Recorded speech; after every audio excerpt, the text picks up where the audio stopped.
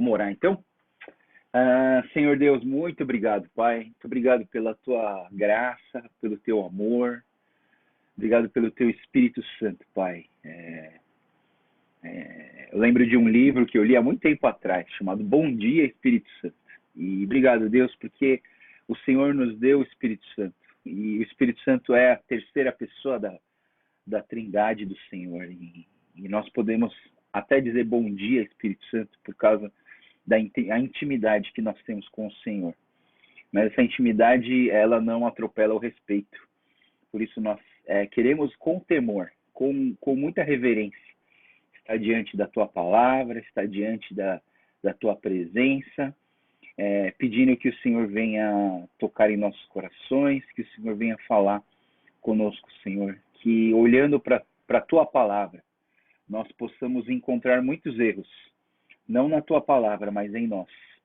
Os erros que nós temos em nossas vidas e que precisamos consertar e que precisamos endireitar, olhando para o padrão, olhando para o ideal, que é a tua palavra, que é o mover do teu Espírito Santo em nós, Pai. E nós te pedimos que, muito mais do que um estudo de um texto, que esse tempo aqui seja um tempo de transformação e um tempo de experiência sobrenatural com teu Espírito Santo nas nossas vidas.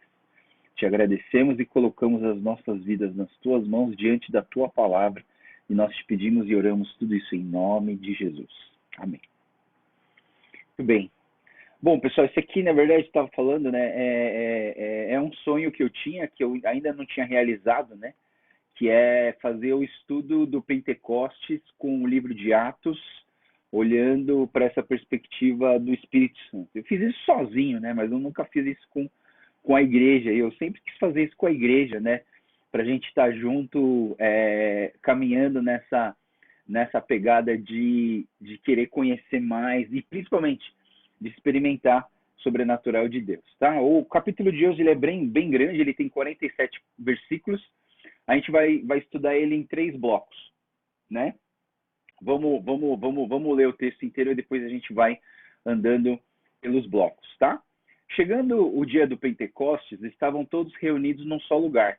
De repente veio do céu um som como de um vento muito forte e encheu toda a casa a qual estavam assentados. E viram que parecia línguas de fogo que se separaram e pousaram sobre cada um deles. Todos ficaram cheios do Espírito Santo e começaram a falar noutras línguas, conforme o Espírito os capacitava. Havia em Jerusalém judeus tementes a Deus, vindo de todas as nações do mundo. E ouvindo esse som, ajuntou-se numa multidão que ficou perplexa, pois cada um ouvia falar em sua própria língua. Atônitos e maravilhados, eles perguntavam: acaso não são galileus todos esses homens que estão falando? Então, como os ouvimos, cada um de nós, em nossa própria língua materna? Pardos, medos, elanitas, habitantes da Mesopotâmia, Judéia, Capadócia, Ponto, da província da Ásia, Frígia, Panfilha, Egito, das partes da Líbia, próximas de Cirene, e visitantes vindos de Roma. Tanto os judeus como os convertidos ao judaísmo, cretenses e árabes, nós ouvimos declarar maravilhas de Deus em nossa própria língua. Atônitos e perplexos, todos perguntavam uns aos outros: o que significa isso? Alguns, todavia, zombavam deles e diziam: eles beberam vinho demais. O segundo bloco é o bloco da pregação de Pedro, né? Então, Pedro levantou-se com os 11 em alta voz e dirigiu-se à multidão. Homens da Judéia, todos os que vivem em Jerusalém, deixem-me explicar isso. Ouçam com atenção. Estes homens não estão bêbados como vocês supõem. Ainda são 9 horas da manhã. Agora é hora 9 horas mesmo, né? Pelo contrário, isso é o que foi dito e predito pelo profeta Joel nos últimos dias. Diz Deus: derramarei do meu espírito sobre todos os povos. Seus filhos e suas filhas profetizarão, os jovens terão visões e os velhos terão sonhos. Sobre os seus servos e meus servos e as minhas servas derramarei do meu espírito naqueles dias e profetizarão. Mostrarei maravilhas em cima do céu, sinais embaixo da terra, sangue, fogo, nuvens de fumaça. O sol se tornará em trevas e a lua em sangue, antes que venha o grande e glorioso dia do Senhor. E todo aquele que invocar o nome do Senhor será salvo. Os israelitas, ouçam essas palavras. Jesus de Nazaré foi aprovado por Deus diante de vocês por meio de milagres, maravilhas e sinais que Deus fez entre vocês por intermédio dele, como vocês mesmos sabem. Este homem lhes foi entregue por propósito determinado, pré-conhecimento de Deus, e vocês, com a ajuda de homens perversos, mataram pregando na cruz. Mas Deus ressuscitou dos mortos, rompendo os laços da morte, porque era impossível que a morte o retivesse. A respeito dele, disse Davi, eu sempre via o Senhor diante de mim, porque ele está à minha direita e não serei abalado. Por isso meu coração está alegre, e a minha língua exulta, e o meu corpo também repousará em esperança. Porque tu não me abandonarás no sepulcro, e nem permitirás que o seu santo sofra decomposição. Tu me fizeste conhecer os caminhos da vida e me encherás de alegria na tua presença. Irmãos, posso lhe dizer-lhes com franqueza que o patriarca Davi morreu e foi sepultado. No seu túmulo está entre nós, até o dia de hoje. Mas ele era profeta e sabia que Deus lhe prometera sobre juramento que colocaria um dos seus descendentes no seu trono. Prevendo isso, falou da ressurreição de Cristo, que não foi abandonado no sepulcro, cujo corpo não sofreu decomposição. Deus ressuscitou esse Jesus e todos nós somos testemunhas desse fato.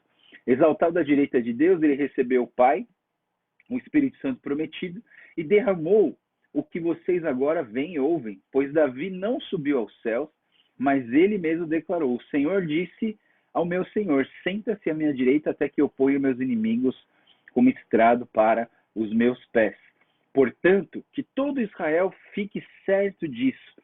Esse Jesus a quem vocês crucificaram, Deus o fez Senhor e Cristo. E quando ouviram isso, seus corações ficaram aflitos e eles perguntaram a Pedro, irmãos, o que faremos? Respondeu Pedro, arrependam-se, cada um de vocês seja batizado em nome de Jesus, para perdão de seus pecados e receberão o dom do Espírito. Pois a promessa é para vocês, para os seus filhos, para todos os que estão longe, para todos quantos o Senhor, o nosso Deus, chamar. Com muitas outras palavras advertia e insistia com eles, salvem-se dessa geração corrompida. Os que aceitaram a mensagem foram batizados e naquele dia houve um acréscimo de cerca de 3.000 pessoas. E o último bloco, então, do 41 ao 47, vai falar da comunhão dos cristãos. Eles se dedicavam ao ensino dos apóstolos, à comunhão do partir do pão e às orações. Todos estavam cheios de temor. Muitas maravilhas e sinais eram feitos pelos apóstolos. Todos os que criam mantinham-se unidos e tinham tudo em comum. Vendendo as suas propriedades e bens, distribuíam cada um conforme a sua necessidade. Todos os dias continuavam a reunir-se no pátio do templo, partiam o pão em suas casas e juntos participavam das refeições com alegria e sinceridade de coração, louvando a Deus e tendo a simpatia de todo o povo, e o Senhor lhe acrescentava todos os dias os que iam sendo salvos. Amém. Então, olhando para esse texto, a gente vai dividir em 3 blocos, né? O primeiro bloco vai ser a vinda do Espírito, o segundo bloco vai ser a pregação de Pedro, e o terceiro bloco vai ser a comunhão com os cristãos. Então, assim, começando no primeiro bloco, o texto ele diz o seguinte, chegando o dia de Pentecostes. E o que é o dia do Pentecostes, né, pessoal? A gente sabe que no calendário judaico existiam festas importantes no meio judaico, né? E essas festas, elas marcavam fatos importantes da história dos israelitas com Deus. E aqui, nesse momento, na verdade, a Páscoa é o dia da libertação, né? A gente tem os tabernáculos, a gente tem várias festas, né, que marcam a presença de Deus, a ação de Deus na vida das pessoas. O interessante do Pentecostes é que o Pentecostes, na verdade, não era bem uma ação de Deus, mas era o quê? Era o dia de fazer uma oferta ao Senhor. Era chamado de a festa das semanas ou a festa das primícias. E nessa festa, não era Deus que dava, era as pessoas que davam para Deus. as pessoas davam as primícias para Deus. Então, Pentecostes vem do Penta, né? Penta, que é 5, mas Pentecostes tem a ver com a palavra 50. É por isso que o Pentecostes ele vem 50 dias depois do domingo da ressurreição. Então, não é que colocaram esse nome por causa do 50, não. 50 significa Pentecoste, né? O Pentecoste. E esses 50 dias chegam na festa da semana, na festa das primícias. O que é a festa das primícias, né? Eles plantavam, nas suas plantações, e nessa época é o tempo da colheita. E o que eles faziam? Eles pegavam tudo aquilo que eles conseguiram produzir e eles pegavam a primeira parte, a melhor parte, e entregavam a melhor parte para Deus. Essa oferta acontecia mais ou menos 3 vezes por ano. Eram as 3 festas importantes do ano, né, para eles. E então, assim, o que acontece? É interessante a gente pensar nisso, né? A gente pensar que nesse é um momento não onde Deus está fazendo alguma coisa por nós, onde nós estamos fazendo alguma coisa para Deus. Nós estamos entregando o nosso melhor para Deus, né? E eu penso comigo mesmo, né? O que seria entregar o nosso melhor para Deus, né? O melhor do meu tempo, o melhor do meu dinheiro, o melhor das minhas habilidades, o melhor, sabe? A gente às vezes a gente fica focado muito preso na questão do dinheiro, mas na verdade assim tem tantas outras coisas valiosas na nossa vida que nós deveríamos entregar como primícias ao Senhor, né? Mas não, eu uso mais a minha inteligência para passar no vestibular do que para buscar a palavra de Deus. Eu uso mais da minha inteligência para ganhar dinheiro no meu trabalho do que para honrar e glorificar o meu Deus. É claro que a gente pode honrar a Deus estudando para passar no vestibular, honrar a Deus trabalhando bem, né? Mas como seria se a gente pudesse entender melhor o sábado? Você entende? O sábado deveria ser um dia que a gente para todas as coisas para buscar o Senhor. O grupo da minha esposa, da igreja de Itaquera, eles tinham isso em mente, né? Acho que o pai da Débora ele falava isso para elas, assim, olha, sábado não é dia de estudar, não, sábado é dia do Senhor. Então, o sábado no domingo, né? Que hoje o nosso sábado é o domingo. E aí, domingo, o pastor Saito falava para Débora e para Thalita que não era para estudar, não. Estuda sábado, estuda segunda, terça, quarta, quinta, sexta.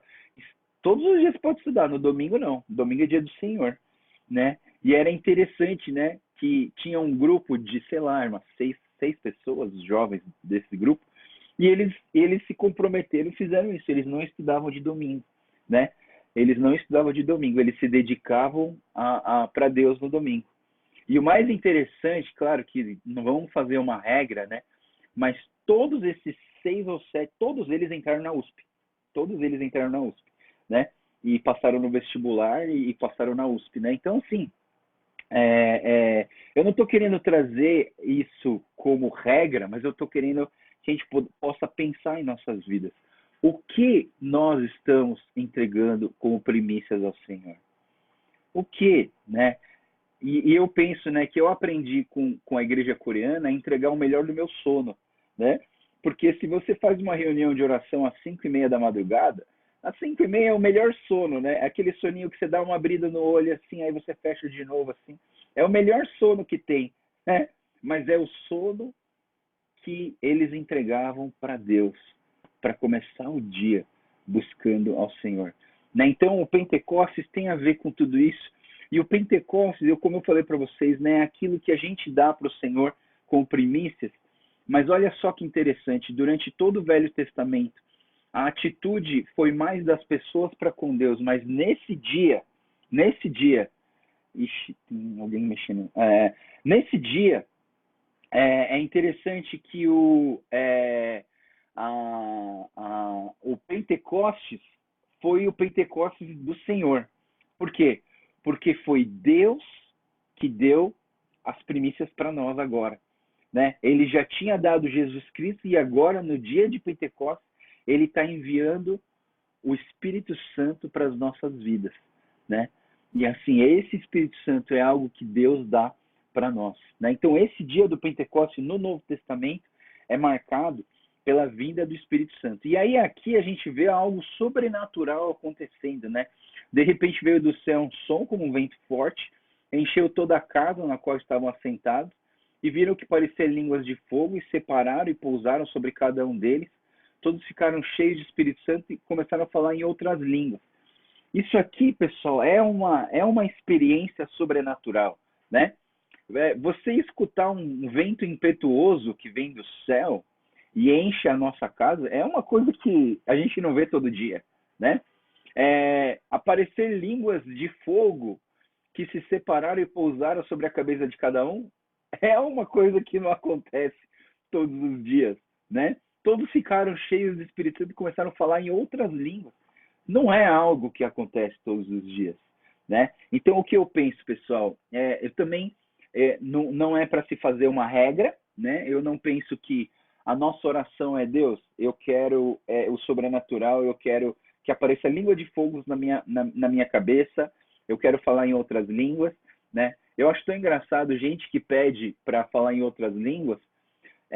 Deus, eu quero poder falar em outras línguas. Geralmente eles pedem, sabe por quê?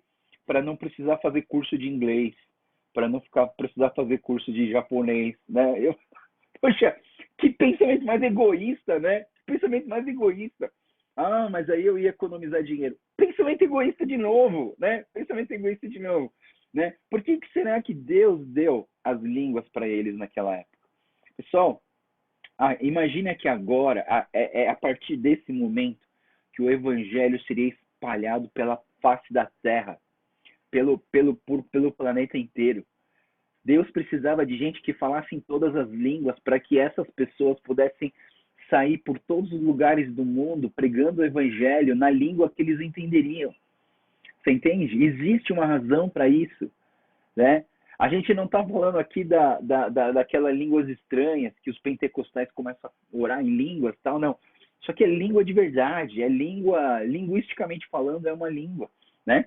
Então eu vejo como é importante a gente pensar nessa questão de como que Deus ele trabalha no desenvolvimento e no desenrolar do evangelho aqui na Terra. Mas o que eu queria trazer aqui dentro desse texto é o seguinte: o Espírito Santo, ele faz coisas sobrenaturais na nossa vida.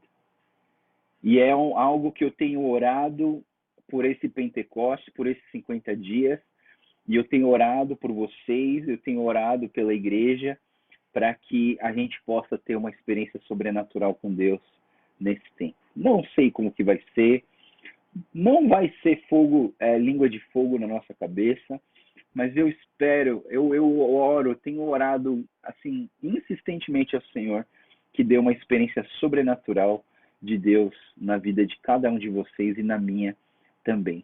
E aí o texto fala que em Jerusalém os judeus temente a Deus tinham vindo de todas as nações, e esse povo de vários lugares do mundo, eles escutaram as maravilhas.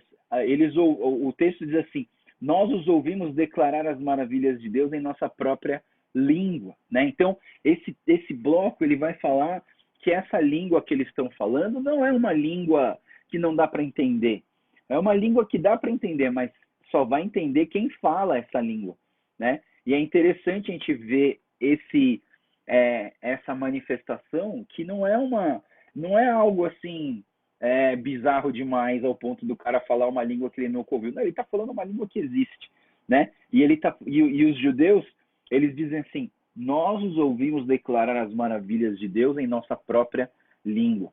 E aí eles, assustados, atônitos e perplexos, todos perguntavam: o que significa isso?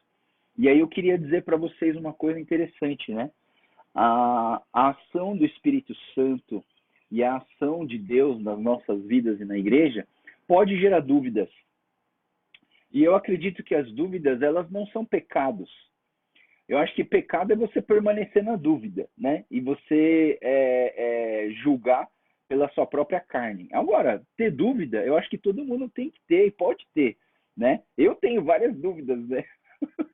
Quando eu leio a palavra, eu me encho de dúvidas, só que eu não fico me lamentando em cima das dúvidas. Eu vou atrás das respostas, né? Vocês também precisam de estar assim. Vocês podem ter dúvidas, às vezes a gente fica assim, não posso ter dúvida, eu tenho que acreditar em tudo que eu ouvi. Não, você pode ter dúvida, mas você não pode ficar na dúvida, você tem que correr atrás das respostas, tá? Vamos lá. O segundo bloco, então, eu acho que o segundo bloco é o mais legal de todos, né? Todo mundo gosta mais da experiência com o Espírito Santo sobrenatural ou com a comunhão dos cristãos lá no Partir do Pão e tal. Assim, dentro do capítulo 2, o que eu mais gosto é a pregação de Pedro. Por quê? Porque eu sou pregador, né? Então, eu analisei essa pregação de Pedro várias vezes na minha vida. Porque eu falava assim, eu pensava no começo assim, se eu pregar que nem Pedro, 3.000 vão se converter, imagina numa pregação 3.000 se converterem, né? Eu já preguei para 3.000, né? Eu fui num evento, eu fui convidado para pregar num evento de 3.000 crianças. Era um evento de um grupo chamado Blessing Kids, lá em Suzano, e eles juntaram, se eu não me engano, 14 escolas, e juntaram todos dentro de um estádio, e eram 3.000 crianças. Foi a primeira vez que eu preguei para 3.000. Eu logo pensei assim, né? Se eu pregar a pregação de Pedro, fatal, 3.000 convertidos. Mas não foi bem isso, né? Então eu penso assim, mas assim, a gente não vai... Por isso que eu falo, né, pessoal? A gente não olha para a Bíblia e faz regras. A gente olha para a Bíblia e tira os princípios. Lembra no nosso estudo bíblico do ano passado, que a gente fez da Bíblia? Eu falava para vocês, Velho Testamento não é para tirar regras, é para tirar princípios, né? E aqui, mais uma vez, eu quero olhar com vocês a pregação de Pedro e tirar princípios importantes, né? Então, vamos pelos blocos aqui, né? Eu até separei em blocos para a gente entender um pouco melhor. Então, Pedro, ele levantou com os 11 em alta voz e dirigiu-se à multidão. Olha só que interessante. Pedro levantou-se com os 11. Nesse momento, o Matias já fazia parte dos 12. Então, a gente já voltou ao número 12.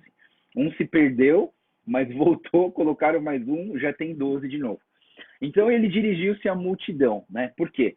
Porque por conta de todas essas ações do Espírito Santo que aconteceram, de línguas, de descer o Espírito Santo do som como vento impetuoso, juntou um monte de gente. E aí, quando juntou um monte de gente, o que aconteceu? Pedro dirigiu-se à multidão. Homens da Judéia e todos que vivem em Jerusalém, deixe-me explicar isso. Então, isso aqui, olha, pessoal, que interessante. Quando a explicação das coisas de Deus, ela é muito importante. Nós não vivemos uma fé cega, você entende? A gente não vive uma fé sem explicação. A gente não faz dancinha na praia para ter uma experiência que a gente não sabe o que é e de onde vem e para onde vai. A gente tem explicação de tudo que a gente faz na fé cristã. A gente pode não compreender 100% tudo, mas nós temos explicações. É por isso que existe teologia, por isso que existe seminário teológico, por isso que existe igreja, por isso que existe pastor Joel, para tentar ensinar vocês algumas coisas de teologia, você entende? Porque as coisas de Deus, elas podem ser explicadas. E aí é interessante, né? Então, Pedro ele fala, vou explicar umas coisas. Daí ele diz assim, ouçam com atenção. Por quê? Porque tem gente que não vai escutar com atenção. Tem gente que vai só estar lá para... eu vou estar lá porque eu quero estar lá. Ponto final, né? Não, mas ouça com atenção. E aí Pedro começa a explicar. Esses homens não estão bêbados como como parece que como vocês estão imaginando. Porque agora são 9 horas da manhã e naquela época eles não tinham o costume de beber às 9 da manhã, né? Então, às 9 horas da manhã, eles tiveram uma experiência sobrenatural. Pessoal, pessoas tiveram experiências sobrenaturais, pareciam bêbados, né? Você lembra de uma história no Velho Testamento da Ana, mãe do Samuel? Ela estava lá no templo do Eli e ela estava orando ao Senhor e o Eli falou assim, nossa, essa mulher está viajando. Essa mulher tá bêbada aqui na igreja pedindo perdão porque ela tá bêbada. Não, ela não estava bêbada. Ela estava cheia do Espírito Santo ao ponto das pessoas pensarem que ela estava bêbada, mas ela estava cheia do Espírito Santo. E aí, diz o Pedro, ele faz o quê? Ele traz o texto bíblico para explicar a ação do Espírito Santo. Pessoal, isso aqui é fantástico. A gente precisa guardar isso na nossa mente. Nada é novo nesse mundo. Nas coisas de Deus, todas as ações de Deus, nada é novo. Não vai ter uma coisa que você fala, nossa, descobri um negócio na Bíblia que ninguém nunca viu. Não, todo mundo já viu. A Bíblia é o livro mais lido na história. Há mais de 2000 anos que muita gente estuda a Bíblia palavra por palavra. Não tem nada novo nesse mundo. Então, quando o Espírito Santo vem, o que o Pedro faz? Ele remete a ação do sobrenatural do Espírito Santo para as Escrituras. Olha só, ele fala assim, pelo contrário, isso é o que foi dito pelo profeta Joel, né? Foi dito pelo profeta Joel, olha só, o que estava escrito lá? Nos últimos dias derramarei meu espírito sobre todos os povos, seus filhos e suas filhas profetizarão, os jovens terão visões, os velhos terão sonhos, né? Os servos e as servas derramarei meu espírito e eles profetizarão. Primeira coisa dentro dessa profecia de Joel que a gente vê é que essa ação do Espírito Santo é para todas as gerações. É para filhos, é para jovens, é para velhos, é para servos, é para todos, né? A ação do Espírito Santo não tem limitações. Aí você tem, assim, meu primo tem um movimento chamado Dunamis, né? E o Dunamis é um movimento de jovens. E eu já ouvi falar alguns jovens falando que o Espírito Santo veio para os jovens. Negativo, negativo. O Espírito Santo veio para todos. O Espírito Santo vem para as crianças, vem para os jovens, vem para os adultos, vem para os clássicos, vem para todos, né? Então, assim, é uma coisa interessante de você entender que o Espírito Santo ele não vai ser derramado em algumas pessoas, mas em todos. Por isso você tem que olhar para as crianças e você tem que falar assim, o mesmo Espírito vai ser derramado na vida deles, né? É claro que eles buscam de uma maneira diferente da gente, né? Mas as crianças, né? Por isso que eu proibi dentro da nossa igreja, né? Eu proibi a nossa equipe de chamar o culto infantil de cultinho, né? Não é cultinho, pessoal. A gente não está fazendo um restinho de coisa para as crianças. A mesma valorização que a gente dá para os adultos, a gente dá para as crianças. Até mais. A gente gasta muito mais esforço para fazer uma gravação daquela do que para soltar um culto ao vivo. O problema é que os cultos ao vivo é todo domingo e a gravação é 2 vezes por mês. Mas, assim, gasta-se a mesma energia para os dois, pensando que as nossas crianças também vão experimentar o poder do Espírito Santo. E aí o texto, ele diz assim, mostrarei maravilhas em cima do céu, sinais embaixo da terra, o sol se tornará em trevas, a lua em sangue, e venha o grande e glorioso dia do Senhor, todo aquele que invocar o nome do Senhor será salvo. E aqui, dentro da profecia de Joel, ele traz um pedaço escatológico. Lembra do que eu falei do escatológico, né? Escatológico é aquilo que fala do final dos tempos, né? Então isso aqui não precisa se preocupar, pessoal, no sentido de, nossa, quando que eu vou ver as nuvens de fumaça, quando que eu vou ver o sol se tornar em trevas e a lua em sangue? Não precisa se preocupar, porque esse é o grande e glorioso dia do Senhor. A gente não sabe quando ele vem.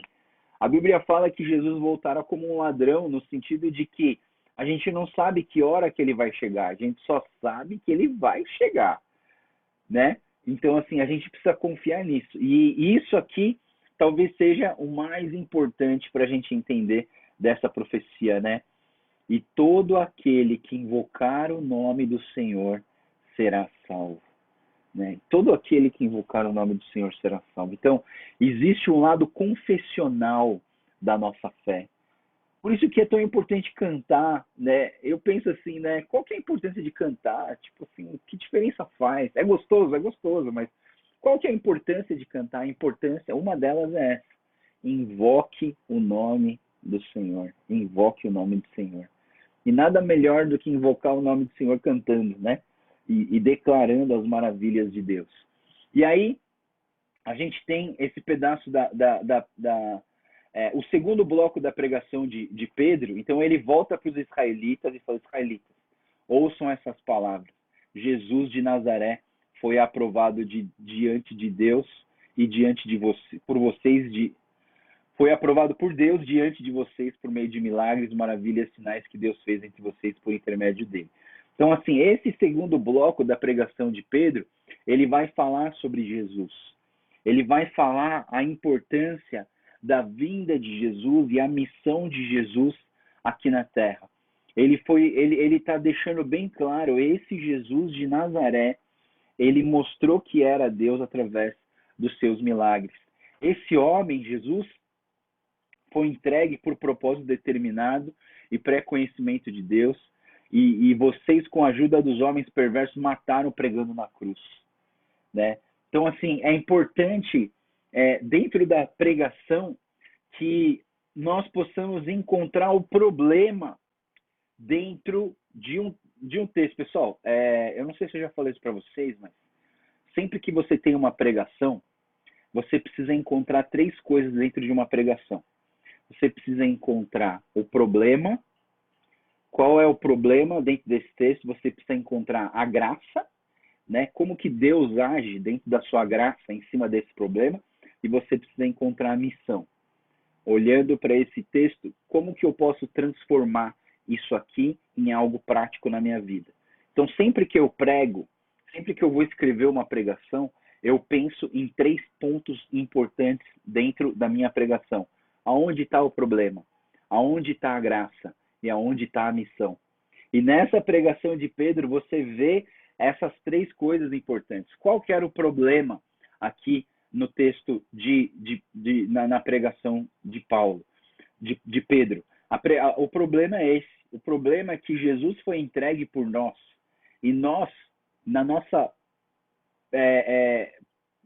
maldade, ao invés de aceitar a mensagem de Jesus, a gente matou Jesus pregando ele na cruz. Como que a gente matou Jesus? A gente matou Jesus por conta dos nossos pecados, né? E aqui Pedro, ele está trazendo um peso de culpa nas pessoas, mas deixa eu falar uma coisa para vocês.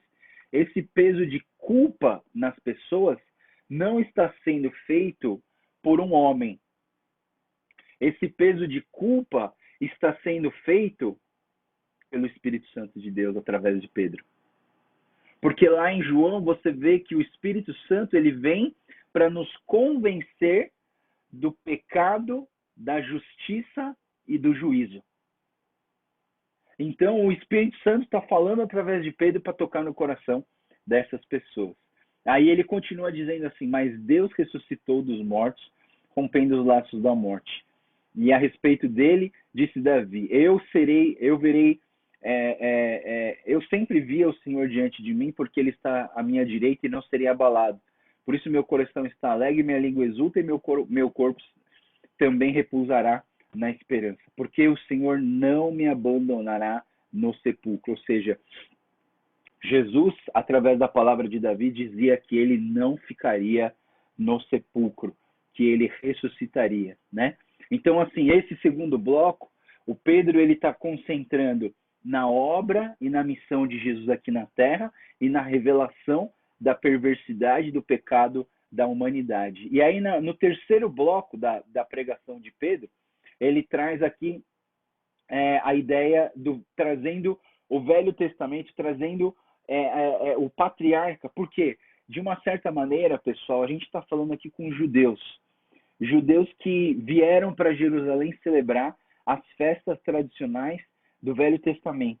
Esse povo conhecia o Velho Testamento. Então, na pregação de Pedro precisava trazer alguma coisa na sua pregação que identificasse a mensagem com as pessoas que estão ouvindo. Então, Pedro, ele traz aqui a figura e a imagem de Davi.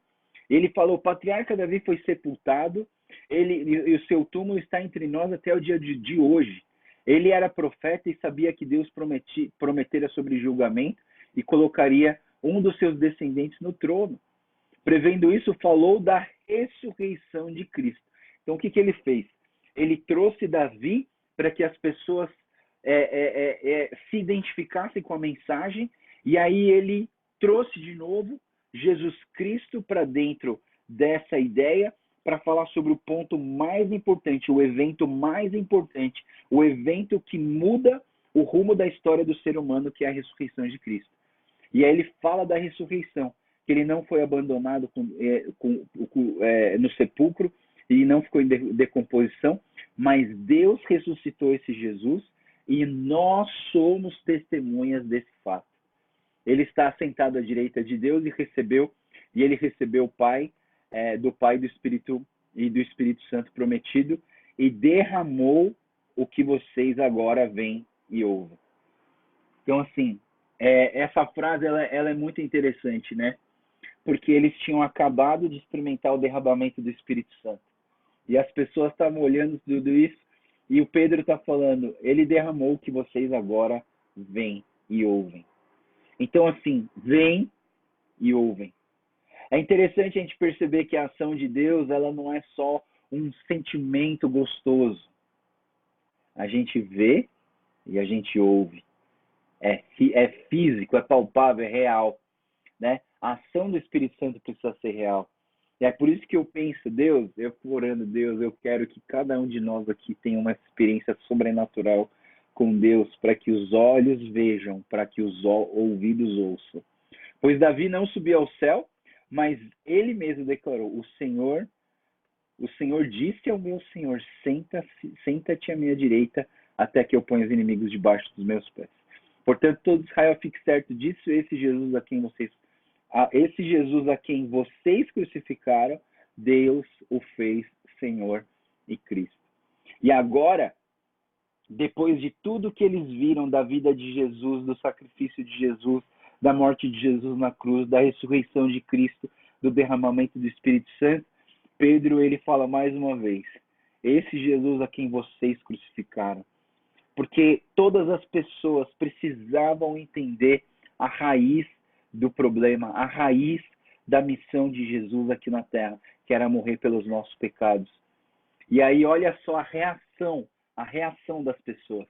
Quando ouviram isso, seus corações ficaram aflitos e eles perguntaram a Pedro e aos outros apóstolos, irmãos, o que faremos?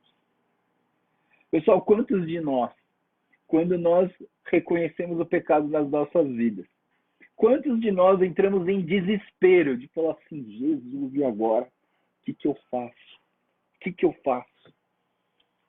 E eu entendo, sabe, pessoal, que a pregação do Evangelho, ela precisa vir carregada dessa esperança e desse desespero em querer Jesus em suas vidas.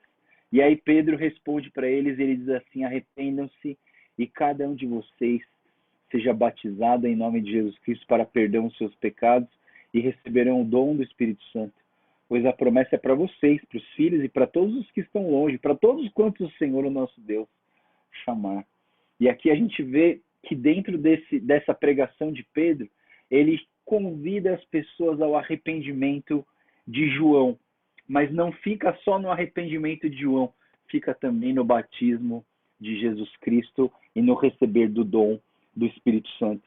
E é por isso que os pentecostais, eles conectam o batismo com o Espírito Santo com o recebimento do dom de língua.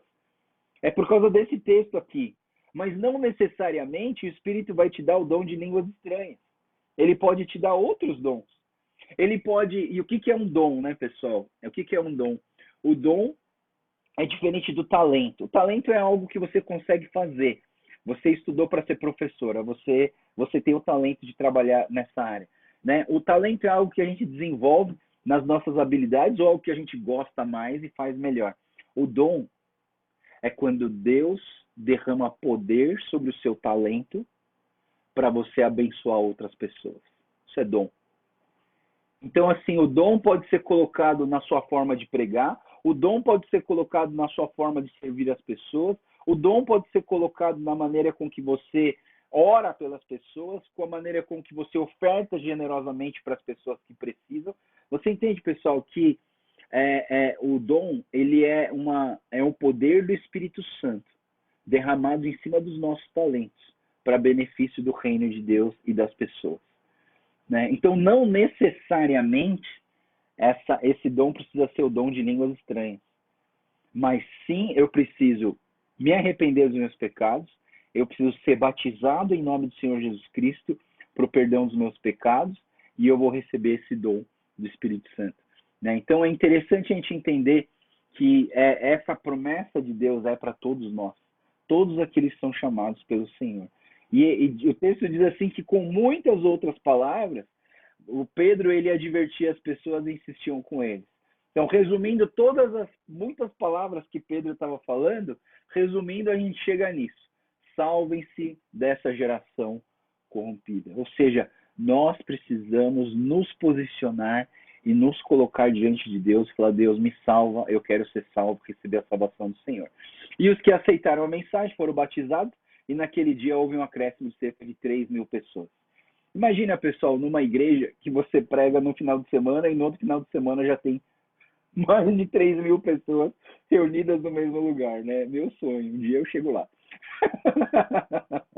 Vamos lá, último texto então, última parte desse texto, que eu já passei dos 40 minutos aqui. Se vocês me derem mais 5 minutos eu acabo. O pedaço do texto aqui, ele vai trazer esse ponto, né? A comunhão dos cristãos. Tá, depois que 3.000 pessoas se converteram, o que a gente faz? Não é interessante, pessoal? Depois de você se converter, o que a gente faz? E eu vejo que algumas pessoas, elas são tão preocupadas em converter as pessoas, que as pessoas levantem a mão e entreguem a vida para Jesus, e depois que a pessoa entrega a mão e levanta a mão e entrega a vida para Jesus, deixa essa pessoa para lá, já fiz a minha parte, a pessoa já se converteu, beleza. Não, pessoal, o que vem depois da conversão é mais importante do que a conversão.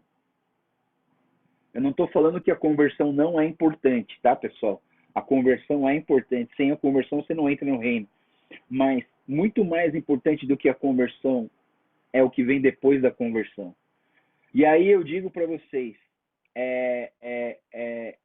Jesus, quando ele falou: ide pelo mundo e pregai o evangelho a toda criatura, quando Cristo ele dá essa incumbência, essa ordem para nele, ele fala para a gente fazer o quê?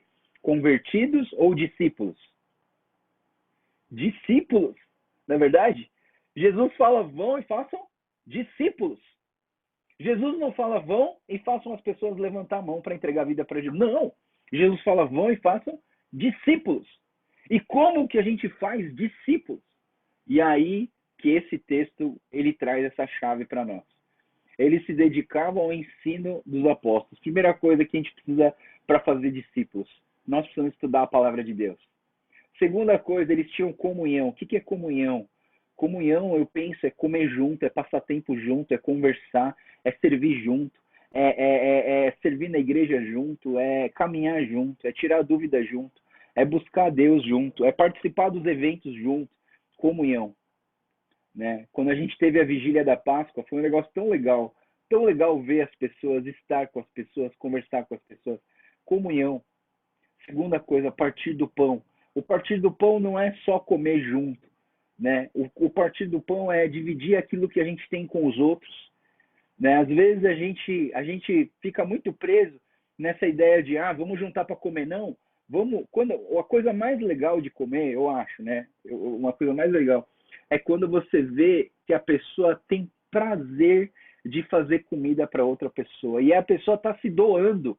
Você entende que o partir do pão não é só comer. O partir do pão é a generosidade do nosso coração para com o nosso próximo. Pessoal, como é prazeroso. Eu assim, nessa pandemia, aprendi a cozinhar várias coisas.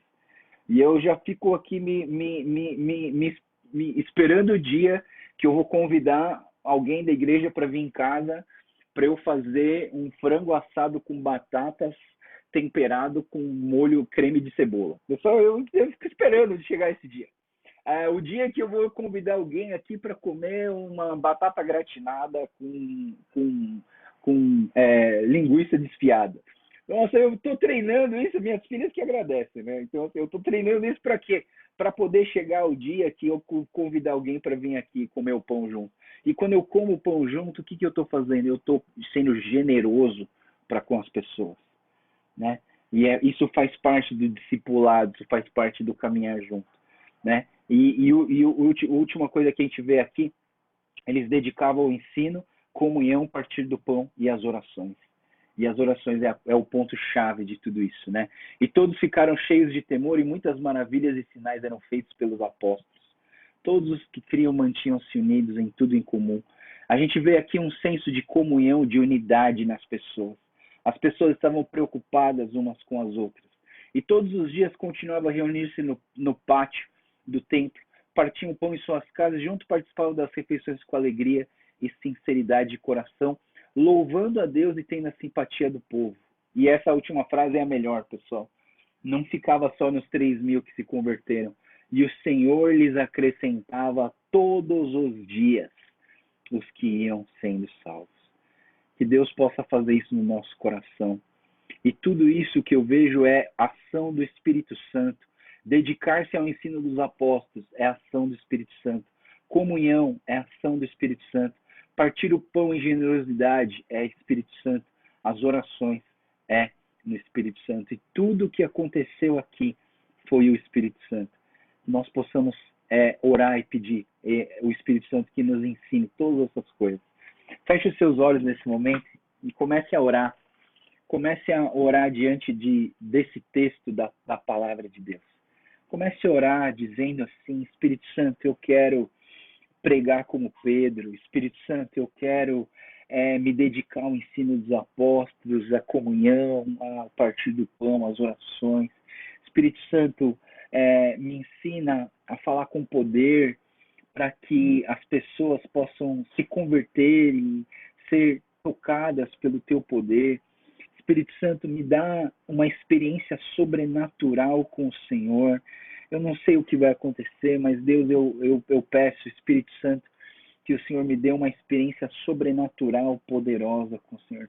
Vai orando ao Senhor, clame ao Senhor, levanta a sua voz, né? Fala com a sua própria voz, né? Não precisa depender de mim. Ora agora nesse momento, clama ao Senhor. Oh, Jesus. Oh, Espírito Santo.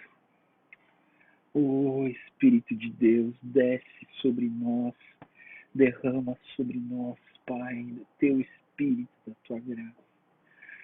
Oh, Espírito Santo de Deus. Oh, Espírito Santo de Deus, vem sobre nós.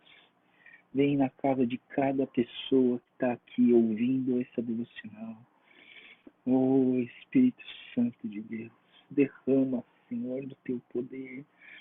Derrama, Senhor, do sobrenatural em nossas vidas, Pai. Em nome de Jesus. Não no nosso nome, no nome de Jesus, Pai. Senhor Deus, nós te agradecemos, Pai, por mais uma manhã que nós podemos te buscar e nós podemos clamar ao Senhor, Pai. Abençoa a vida de cada pessoa que está escutando, que está participando dessa devocional. Que o Senhor esteja nos fortalecendo, que o Senhor esteja abrindo os nossos olhos para enxergar o pecado em nós, para nós entrarmos em desespero, querendo mais do Senhor em nossas vidas, Senhor, e que o Senhor derrame sobre nós o teu Espírito Santo. Queremos ter uma experiência sobrenatural com o teu Espírito Santo em nossas vidas, mas essa experiência só pode acontecer se nós reconhecermos o pecado em nós e nos arrependermos desse pecado em nós, Pai. Toca nos nossos corações, derrama sobre as nossas vidas o teu Espírito. É o que nós te pedimos e oramos em nome do Senhor Jesus. Amém. Amém. Muito bem, irmãos. Perdoem que eu passei aí 50 minutos, aí, 10 minutos do tempo normal, né? Mas a ideia é esse texto. O livro de Atos, o capítulo 2 é o mais importante de todos, praticamente, né? Porque foi quando começou tudo. Então, gastamos o tempo certo, no lugar certo, né? E a partir de sábado, eu vou pedir para vocês lerem antecipadamente o texto, para a gente ter gastar menos tempo com a leitura do texto inteiro e aproveitar o tempo para ver os detalhes e aquilo que o Espírito Santo está fazendo no grupo, tá? Então, semana que vem, sábado agora, a gente vai ler capítulo 3 e 4, tá? Então, assim, já deixa lido, já vem com ele lido, é uma leitura de 10 minutos, né? Lê o capítulo 3 e 4 e a gente entra na devocional já estudando o texto e olhando para o Espírito Santo e como que ele está agindo na vida dos apóstolos, tá bom?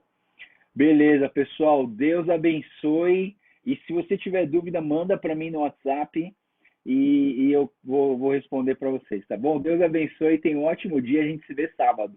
Ou no Pause and Pray, pessoal. Todo dia, Pause and Pray, 9 horas. Entra lá e vamos orar juntos, tá bom? Deus abençoe. Tchau, tchau.